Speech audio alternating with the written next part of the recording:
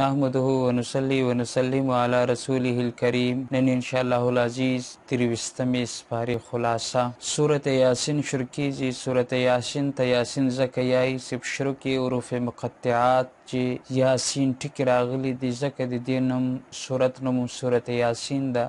مقطعات د قطعون جمع ده، ځان ته ویل کېدلو وړ ټکو ته یایي. نو یا ځان ته ویل کېږي، سین ځان ته ویل کېږي. د سورت په شروع کې الله رب العزت د دریو نبیانو ذکر وکویه. دغه د قوم ذکر یې وکړو چې قوم ول نبیان نه منل، انکار یې وکړو، جګړه یې ورسره شروع کړه. یو امتي حبیب نجار راغ ورته وویل چې د دغو خلکو خبره تاسې ولې نه منئ؟ دا خلک خو له تاسې چې څه مطالبه هم نه کړي، د الله خبره تاسې ته کې پکار دی چې تاسې د دې خبره ومنئ. قوم را ولاړ شو، بجای د منلو نصیحت یې نه ومانو بلکې جګړه یې ورسره شروع کړه. دی یې مړ کویه. دی چې کله مړ کو الله تعالی دی جنت ته داخله کویه. بیا دې سپاره کې د ده حسرت ذکر ده چې کاش قوم ته پته لګېدلې وای چې زه الله تعالی په کومو نعمتو کې داخله کړم چې دا هل دوی ته معلوم سوی وای. نو له دغه یو خبره معلومه شوه چې اهل حق ته پکار ده چې د نبیانو خبره ومني، د نبیانو متبعینو خبره ومني، چې کوم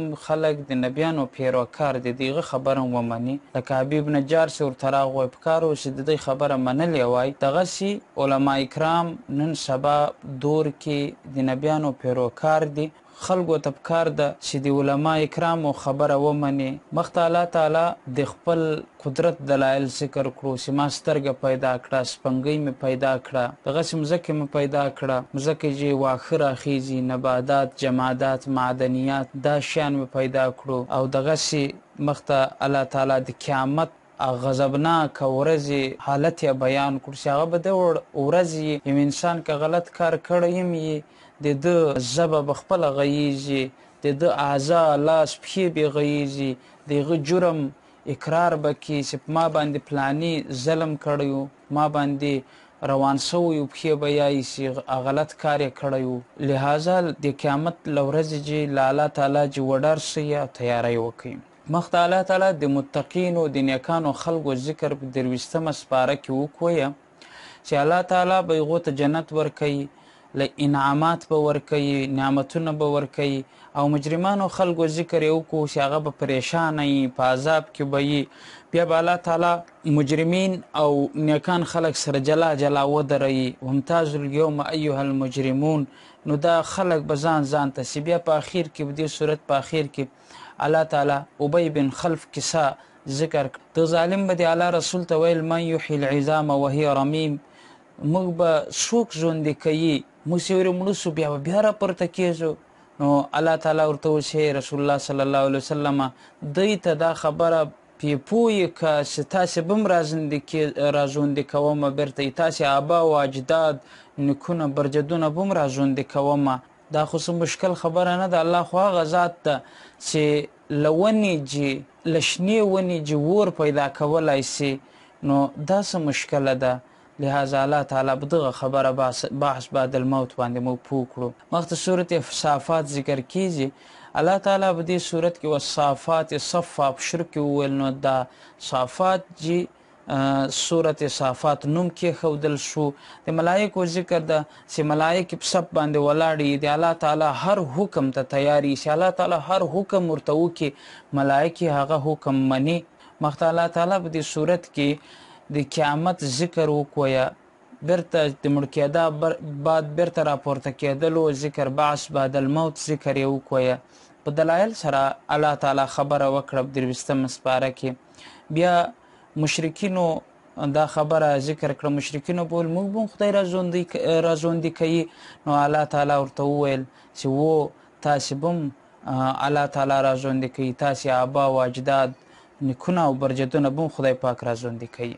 بیا الله تعالی د 23مه سپاره کې د جنتیانو او د دوغسیانو د خپل منځ د خبرو ذکر وکړو چې د قیامت په ورځ باندې به جنتیان په جنت کې، دوغسیان به په دوغس کې، له هغه جا به خبرې سره کې د الله تعالی قدرت ته.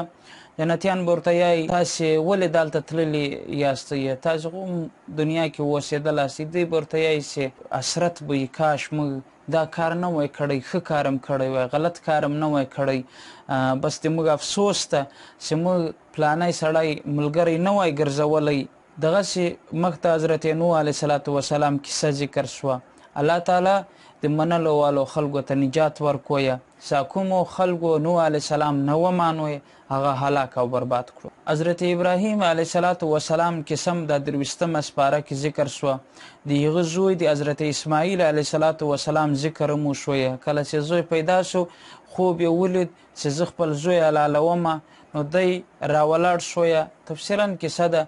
دی راولاړ شو، حضرت اسماعیل علیه السلام چاړو راواخیسته، د زوی په غاړو باندې ورکېښوله، حلالاوه یې په خپل امتحان کې کامیابېدو یې چړي اثر نه کړو. الله تعالی له د جنته چې یو مږ راولاږویه د هغه په ځای باندې هغه حلال کړویه.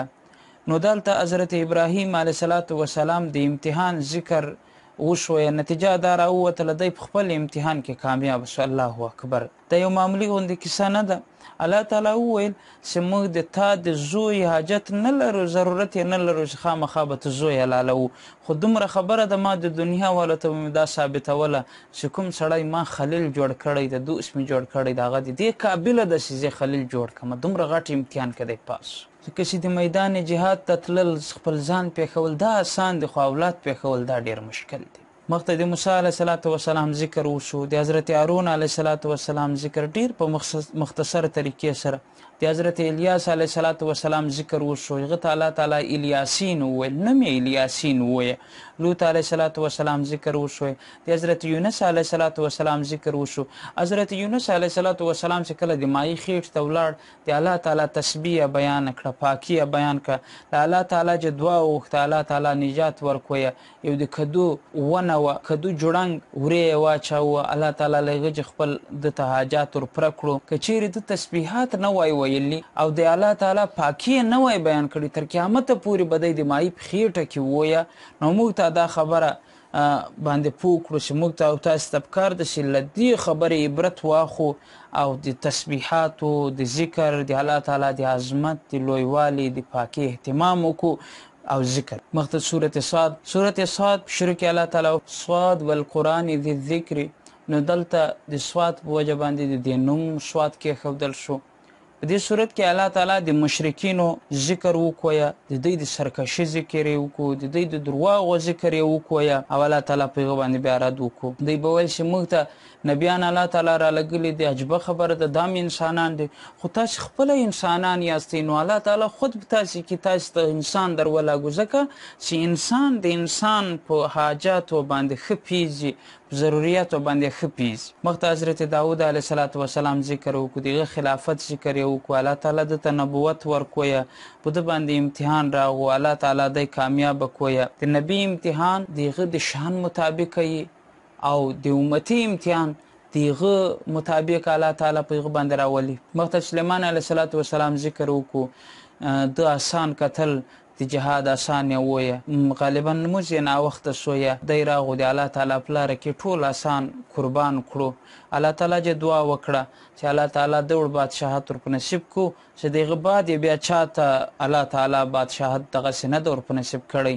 الله تعالی ورته وویل چې آسان د قربان کړو، راځه اوس تا ته د اسانو د سوارلي ضرورت نشته، چې تا تخ په پاوا باندې ګرځي. مخته د حضرت ایوب علیه السلام ذکر شو، دغه واقعه د ډېر سخت ازمایښونه پرې رالو، الله تعالی ټول بدن باندې بیماري ولګوله، یو ژبه پاتې شوه، د ښځم له ده سره په دې مرض کې ولاړه وه، بیا الله تعالی نجات ورکویه. له دې خبرې دا عبرت موږ ته حاصلېږي چې کوم مصیبت په موږ باندې راسي، بیماري راسي، په هغه کې صبر پکار ده، له برداشته کار اخیستل پکار دي. الله تعالی دی په دغه امتحان کې کامیاب کړو، بیرته دته دغسې نعمتونه ور په نصیب کړو. مخته په 23 سپاره کې الله تعالی وفرمایل چې د نبي په ذمه باندې خبره باندې پوه کول دي چې خلک پې پوه کړي، پې منل نه دي. انما انا منذر، ځکه چې اجرت زه نه اخلمه، یو مطالبه د ما نسته، صرف او صرف دا ده چې زه تاسې ډاروم او تاسې په دې خبره پوه کوم. دغه چې یو مسله تاسې په ذهن کې کېدی، علما اکرام متکیان چې دي ساکوم خلک پوی وړي، نو دا رپوی له خپلو چې وړل دا ځان ته کار ده، او له غیره خلکو له کافرانو وړل دا ځان ته کار دی. د دې مسلې له دغې مسلې سره څه تعلق نشته چې تاسې وایي چې نبیانو څه اجرت نه اخیستو، علما ولې څه اجرت اخلي، ځکه چې نبي کریم صلی الله علیه وسلم کله له کافرانو چې د اجرت مطالبه نه ده کړې، ځکه چې بعضې خلک دا یایي چې دا علما ولې د پیسو یا د تنخواه مطالبه. بیا سورت زمر شروع شوه. سورت زمر په شروع کې الله تعالی د عقیدې د توحید په باره کې دلیلونه پیښ کړو. مخته الله تعالی د موحد د توحید پرسته سړي او د مشرک سړي مثال ورکوي ډیر په وضاحت سره. و فرمایل هغه غلام چې د ډیرو کسانو سره ګډي نو په هغه باندې ظلم ډیر وي، هغه غلام او هغه غلام چې د یوه سړي په هغه باندې څومره سهولت، آیا دا برابر کېدلی شي؟ نشي برابر کېدلی. یو غلام به نو یو به دورس کوي بل به دورس کوي چې د لسو کسانو سره ګډي، غریب به په کار پسې نشي رسېدلی. او د یوه سړي چې کوم غلام وي هغه به وسیایي. نو الله تعالی یو د موږ بادار، یو د موږ مالک، یو د موږ خالق، یو د موږ الله ده. لہذا له دې سره شرک نه ده کول پکار. په دې سره الله تعالی د دې سپارې خاتمه وکړه. الله تعالی د موږ له شرکه جو وساتي. الله تعالی د موږ د باغیانو خلکو د سرکشو خلکو له سپو جو وساتي. آمین.